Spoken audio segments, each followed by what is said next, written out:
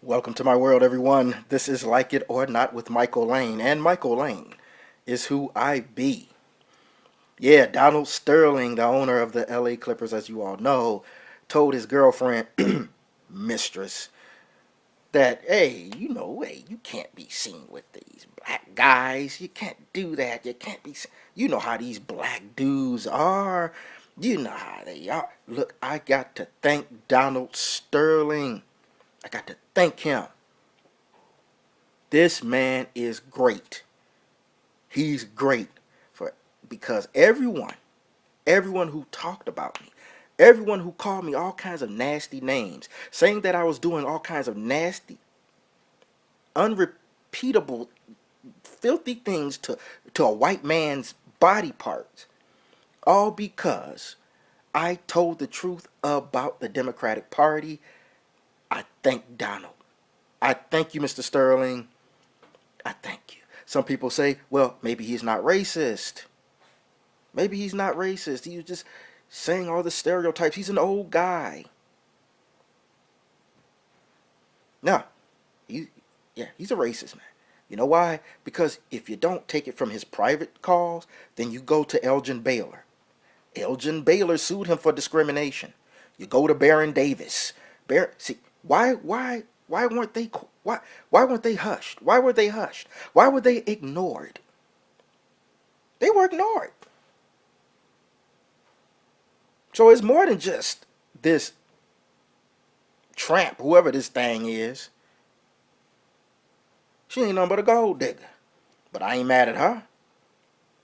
As a matter of fact, I thank her because I wouldn't be able to say this. Donald Sterling embodies every characteristic, everything that I talked about that's in a progressive. He is no different than Harry Reid.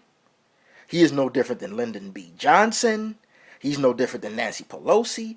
He's no different than I don't feels in no ways tied. Hillary Clinton. Hey, they gonna put you back in them damn darn chains, clean and articulate. Mr. Biden and all these other people, he's no different from them. I've been trying to tell you that is the basis of the Democratic Party. Democrats are trying to distance themselves from Mr. Sterling. Nah, he belongs to you.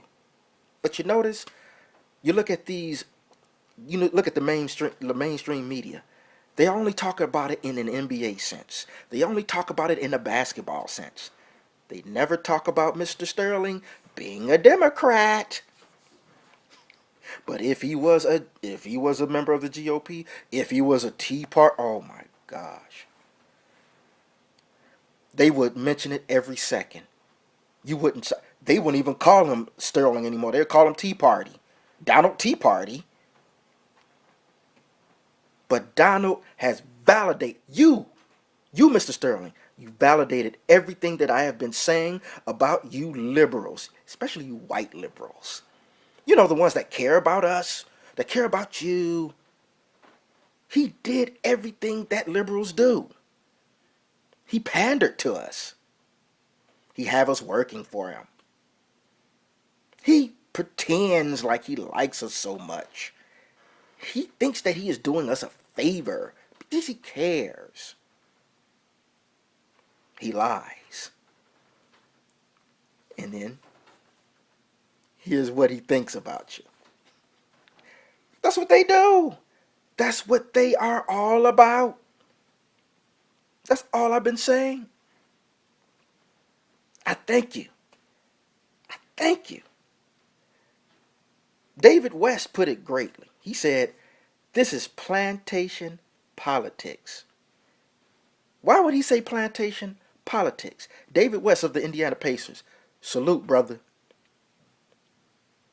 Because of his views.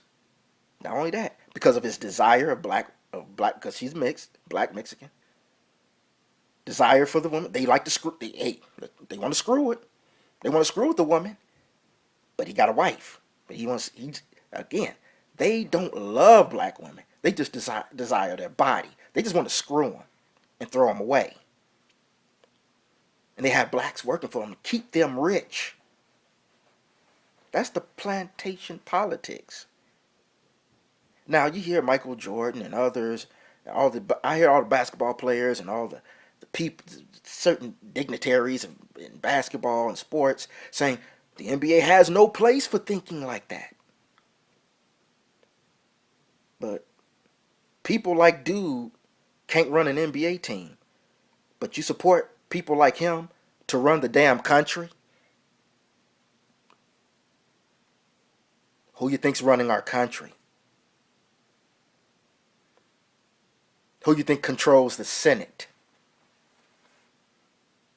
Yes, I know racism uh, knows no boundaries.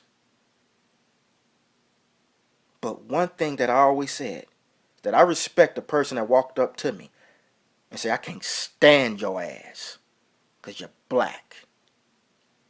Then somebody walk up to me and say, I love you. Because don't forget, yes, these are sterling private comments, but they're private. It was all a front. That's dangerous, people. That's how Democrats operate.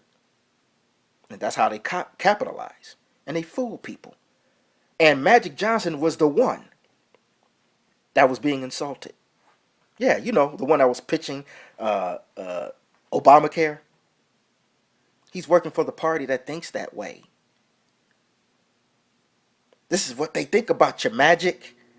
Somebody said, well, you know, yeah, you know, black people, black men they do have a bad reputation. They have this and they have that. And you know, you got these guys out there gang banging, smoking weed. No, it started with her taking a picture with Magic Johnson and posting it on the Instagram. Now, last I checked, Magic Johnson does not fit that stereotype. He's not a gangbanger. He doesn't smoke on weed. He's not beating people upside the head. He's not talking about I'm gonna blast this nigga. He's not saying these things. That's last I checked. Last I checked, Magic Johnson's an upstanding citizen who can speak well and get business done. This should be a wake-up for Magic Johnson and all black liberals. But I seriously doubt it. You know, the NAACP. Oh, you don't know that? Oh, the NAACP, the Negative Association for the Advancement of Corrupt Progressives. They have given this man an award before, and they were planning to give it to him. They since rescinded it, but they were going to give him another one in May, a Lifetime Achievement Award. A Lifetime Achievement Award. Now, even though they are corrupt, and they him, Mr. Sterling, and NAACP, and all the others, they are all two peas in the same racist pie. But there's black people that's going to be in the audience that would have stood up for him, applauded, but nobody really knew what they were thinking. But I've been screaming all the time, all my radio show, what these white liberals think about us. Not just black folk, but every race. You see what's happening with the white folks now. They're being treated crappy. So they think they're just about they're about domination. They work on different people first. But they really think about blacks as this type of way. But nobody wants to, I'll tell you, it's just unbelievable. But nobody wants to talk about how fooled we are. But when I say that, because I guarantee you, some of you all, especially you all, who hated me and who said that you hate me, who called me all kinds of filthy, disgusting, sellout names, I bet you would have been applauding Mr. Sterling, saying what a great man he is. Which was my point. And I'm so glad about Donald Sterling. Somebody said, well, you shouldn't be offended. I'm not saying I'm offended. It's not that I'm not offended. I'm offended that blacks are still being fooled by the progressive movement, by the progressive party, by Democrats. That's what I'm offended by. But I'm not surprised. I'm not shocked. He fits the right This is how he is. He pandered to blacks. He put up a front like he loved black people so much. He's filthy rich. He sounds like a regular liberal to me. But you got Donald Sterling. Everybody's saying, well, he can't be racist. He's got a black woman. Again, like I said, you can desire for a black woman's body. You can screw them, and continue to screw them as long as you want. His wife is white. Remember that. But she is just a chick on the side that he can control. He basically said, it's your choice. Either stay away from these niggas or else. You can hate black people and still have a desire for black women and want to bone them. It's happened many times before in racism. That doesn't mean you're not racist.